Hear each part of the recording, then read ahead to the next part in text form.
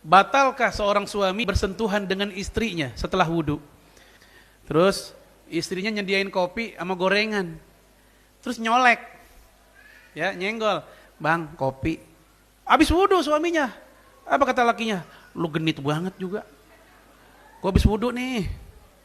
Kata istrinya, emang kenapa bang habis wudu? Emang batal? Batal. Enggak ah. Nah debat dah. Nah jangan sampai debatnya berubah menjadi emosi. Lu nggak taat sama laki, ujung-ujungnya masalah taat sama laki. Jadi otoriter juga masalah kayak gini dibawa masalah ketaatan kepada laki-laki. Ya, jangan sampai lu talak satu, masa gitu dong talak satu. Ya. Taib. Jadi nyentuh perempuan kata Imam Syafi'i batal. Itu istri sendiri, apalagi istri orang, ya. Aula mastumun nisa. Kalau kalian menyentuh perempuan, batal. Imam Syafi'i. Yang kedua mengatakan tidak batal. Kecuali kalau bersentuhannya syahwat. Muncul syahwat. Pendapat siapa ini? Imam Malik dan Imam Ahmad bin Hambal. Ya. Ini unik. Imam Syafi'i itu murid Imam Malik. Imam Syafi'i itu guru Imam Ahmad bin Hambal. Tengah-tengahnya Imam Syafi'i jadinya. Imam Syafi'i bilang batal, sementara antara Imam Malik dan Imam Ahmad bin Hambal bilang tidak batal. Apa alasan mereka? Makna dari al-lamsu, bersentuhan, itu kinayah anil jima. Itu merupakan bahasa kiasan dari hubungan badan. Karena Al-Quran itu bahasanya tinggi dan sopan. Nggak mungkin menceritakan dengan bahasa yang vulgar. Jadi maksud kalau menyentuh perempuan itu bukan bersentuhan saja, tapi hubungan suami istri. Dan hal ini dipertegas dalam hadis Sahih Bukhari ketika Aisyah bangun malam, beliau kehilangan Rasulullah. Ternyata Rasulullah lagi sholat malam dan kesentuhlah kaki Rasulullah dengan Aisyah. Nah, maka persentuhan ini menjadi dalil bahwa itu enggak batal. Kalau memang batal, pasti Nabi orang pertama yang membatalkan sholatnya, dia ulangi wudhu, ulangi sholatnya.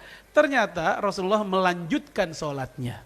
Maka kisah ini menjadi dalil buat golongan kedua, tidak masalah, kecuali bersyahwat. Yang ketiga, pendapat yang ketiga, yang agak lebih kendor lagi dibanding pendapat yang kedua. Bersyahwat pun tidak batal. Bersyahwat pun tidak batal. Selama enggak keluar air mani. Pendapat siapa? Imam Abu Hanifah. Dan pendapat ini dipilih oleh Syekh Al-Albani. Ya apa alasan mereka? Yaitu karena Rasulullah SAW diceritakan oleh Aisyah radhiyallahu anha pernah mencium istrinya, kemudian Rasul pun sholat tanpa mengulangi wudunya. Lalu Urwah, periwayat hadis itu, bertanya kepada Aisyah, siapakah istri yang dicium oleh Rasulullah saat itu? Apakah engkau? Kepo kalau orang sekarang bilang ini. Nanya dia. Urwah itu keponakannya Aisyah. Ya, Urwah bin Zubair, anak dari Zubair bin Awam. Zubair bin Awam suami dari Asma binti Abu Bakar. Asma saudara kandung dari Aisyah. Jadi keponakannya Aisyah. Urwah nanya. Ya. Jadi yang dicium oleh Rasul siapa? Apakah engkau? Aisyah pun tertawa setelah itu. Nah, jawaban maksud Aisyah tertawa maksudnya adalah emang dia yang dicium, maksudnya gitu. Tapi Aisyah nggak jawab saya dicium, nggak begitu. Tapi ada istri Rasul yang dicium. Nah, kata Imam Abu Hanifah, biasanya ciuman itu dibarengi oleh syahwat.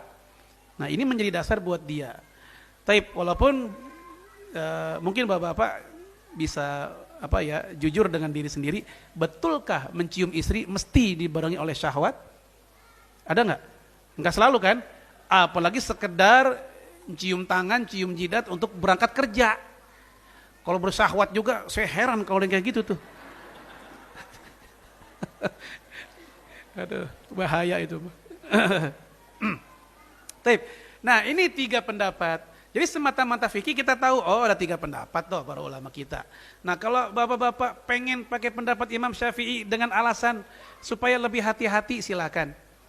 Ya, Al-Ghazali rahimahullah, walaupun dia mazhabnya Syafi'i, beliau tidak ikut pendapat Imam Syafi'i dalam masalah ini. Menurut dia pendapat Imam Syafi'i dalam masalah ini sangat ketat. Ya, bahkan bisa tadi memunculkan kerepotan dan keributan antara suami dan istrinya. Ya, Imam Al-Ghazali lebih ikut pendapat yang kedua. Apalagi kalau kita lagi umroh atau haji, khususnya ketika tawaf. Nah, ini kalau kita pakai pendapat Imam Syafi'i, saya khawatir itu tawaf nggak kelar-kelar. Ya, batal melulu. Ya. Maka pakai pendapat yang lain, ya tahqiq al-manat, merealisasikan pendapat yang paling mungkin dijalankan dengan objek fikihnya.